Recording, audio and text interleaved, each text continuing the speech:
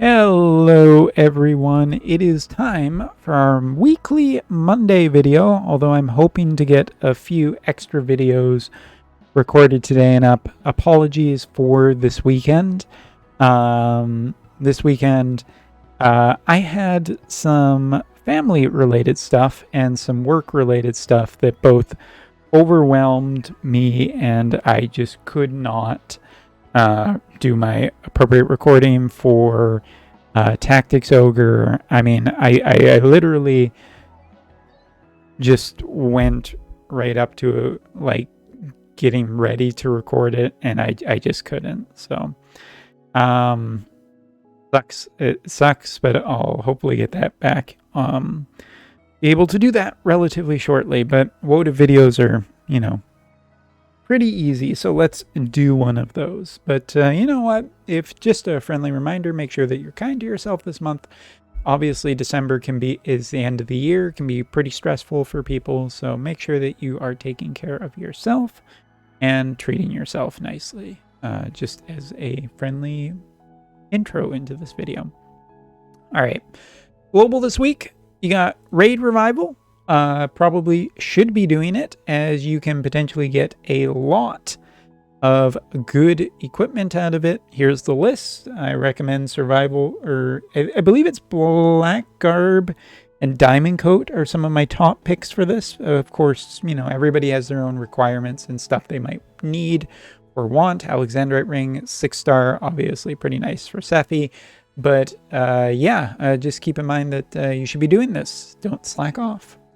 Next up, there are some job adjustments. Nothing too terribly much that I was like, wow, this is a big difference, especially seeing some of the things that we've been getting on JP recently. But you know what? Upgrades are upgrades, and Green Mage is for Shell, and that's enough of positive. Also, we got Porcelain Tower coming. We got like the 6-star of some stuff. We got Crimson Saver getting +1. Both of those you might as well do, but from the Porcelain Tower, you are going to make sure you want that Tempest Ring, because it's pretty good in the Wind Element, which is pretty good, I hear, even currently on JP. So, for people who struggle with Porcelain Tower, also just going to give a little advice. Make sure that you put just a single SR unit into a party and run.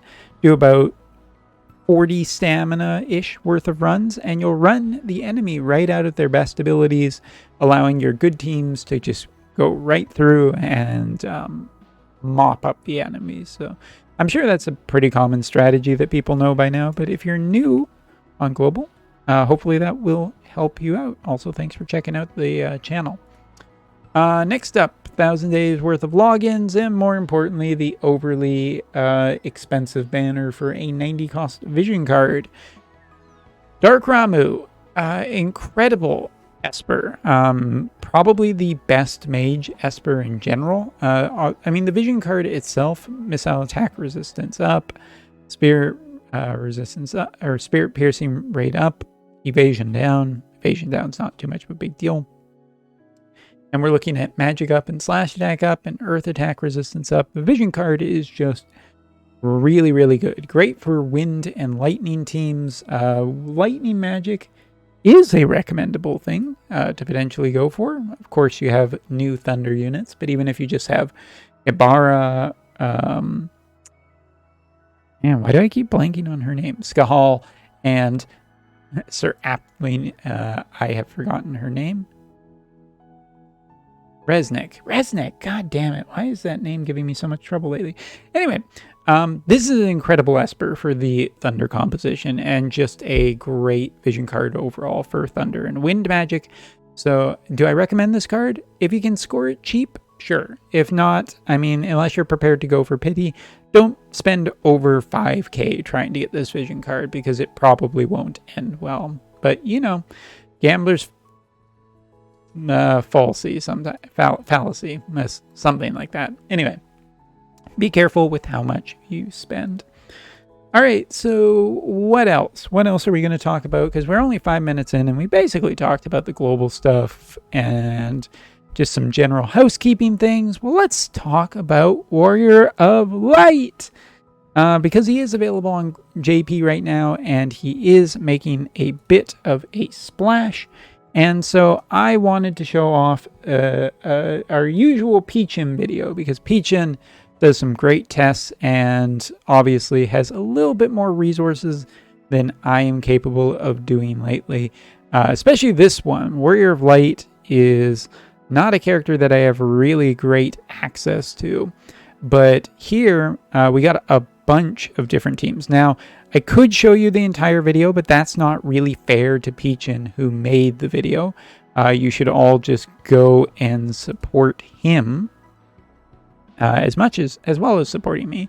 But you know what? Some people probably going to want maybe some more details. Wait, what the heck is going on? I'm just doing something in the background. So this team composition that he kept for the entire video was Sakura, Yuna, and Warrior of Light. And Warrior of Light has a lot of hate generation. He has basically his heal, and that's effectively all he's doing. He does do a couple of extra attacks, but you can see that most of the damage is coming off of Sakura. Most of the time, Warrior of Light's hate generation and draw was enough to keep people very much focused on him. Yuna was using his re-raise to keep Sakura alive. It was not cast upon. And you can see that these two are just over here. Sakura is quite a potential high damage dealer. And you can see Warrior of Light, very difficult to kill, especially with Yuna also acting as a backup healer. Yuna was dealing damage, but you can see just quickly about how durable he is, just how much damage he's able to take with this comp. Now, I've personally fought a few Warriors of Light over the weekend, and they were put in like pure tank compositions, in the sense that, I mean, like, all we were fighting was tanks the entire time, and it was not successful at all, from my opinion. Like, it was very easy to kill those teams. This team seems to be far more successful with just being able to keep up. I mean, obviously this is almost perfect timing and whatnot. Warrior of Light is just a little bit too good at generating hate, and as you can see, it was basically enough to get it done. Like, even a pretty high amount of accuracy. You can see that it comes very, very close. Probably the difference maker here is just that she was focusing on that and didn't quite have the AP to get it killed. Very, very close, but fire, this fire comp did put up a really good fight. So our next composition is against Dark, and again, I'll post the link below if you want to watch the entire video, but this is effectively the outcome. And here's the thing, putting the re-raise and everything, just with like auto, is not seeming like it's going to work out very perfectly well against Warrior of Light, since he can essentially loop the AI to an incredibly negative amount. There is a little bit of a spiel here about what abilities he has turned on, what abilities he has turned off. Again, I'll let you check that out, but I do want to just summarize this video pretty quickly. So we're just going to jump ahead into the final matches, but you can see basically the way his team comp is set up, what Warrior of Light's stats are up here. I would also like to say that I haven't seen the actual friend unit for Warrior of Light. Don't know if it's just because there's a limited amount of space they have. But yeah, you can see here just a lot of hate generation, a lot of tankiness built into Warrior of Light, and then Val 4 as well in this composition. So makes for a powerful magic team. So we'll go up and show the next match briefly. So this is a Thunder magic comp. with the Skahal as well as Resnick. I didn't forget her name this time. And just skipping ahead a little bit in the battle, you can see the way this fight is going.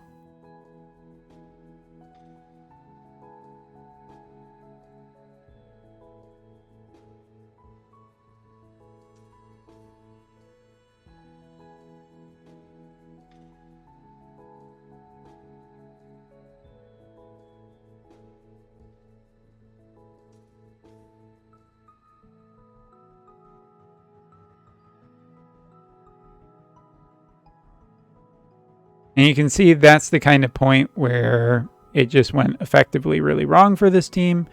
And yeah, even against the might of the unkillable Skahal, quite powerful. Ice ranged, including Barrett. This also just ended up in a loss for Ice. And our last composition, which was adding forth the Halloween Dark unit, resulted in a loss for Dark too. So overall, Warrior of Light does seem to be rather good in auto comps, which is basically what I thought. His AI and hate generation is probably just too high, as well as the overall healing capabilities of Light. So it can stall out pretty well, but if this comp becomes incredibly oppressive, I think we will see a almost immediate response to it.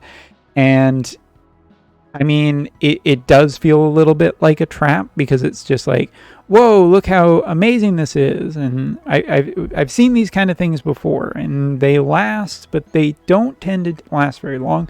So I'll be keeping an eye to see just how long this becomes a thing, and whether or not it's oppressive in Arena for the next week. Like, Pechon's video only debuted on Saturday. Most people do not have a Warrior of Light. So if we go into here and even just like at 0 right now, most teams probably not going to be featuring him. So as I get higher in Arena throughout the week, I'll keep an eye and see if there's like any particular signs of him showing up, maybe just being really oppressive or whatnot, or quite difficult. But Pechon's video definitely showed that he has more promise than I thought. I'm just still not convinced on the lifetime of that promise. And yeah, neither should you at this point, because for global, it's irrelevant. There's no point in planning against it, because we'll just need to see how long this thing actually lasts. And global exclusives also might turn that around. Obviously, with Sylvie could be another additional comp to this, maybe replacing Yuna out. Although that does shoot the cost up considerably higher than it is right now. People who are already thinking of Sylvie just is our 100 cost unit. Whereas if we go back and just check out the way that comp is even built right now, you got Yuna, who is 80 cost, you have 70 cost, and you have Warrior Light, who's 70, or 80, sorry. So we're looking at 80, 81, 60, like 230. So it even or 230, 240, which skirts under a lot of cost restrictions too, and that could be even more important than just regular. I mean, it basically kind of just says that if you have Yuna already built and you have Sakura already built, Warrior of Light could be an incredibly effective comp. Not only that, but just in Guild War too. So something to worth considering, but jumping in too quickly can end up in a net loss of resources. So keep that in mind. But anyway, thanks so much for watching. Take care and see you in the next video.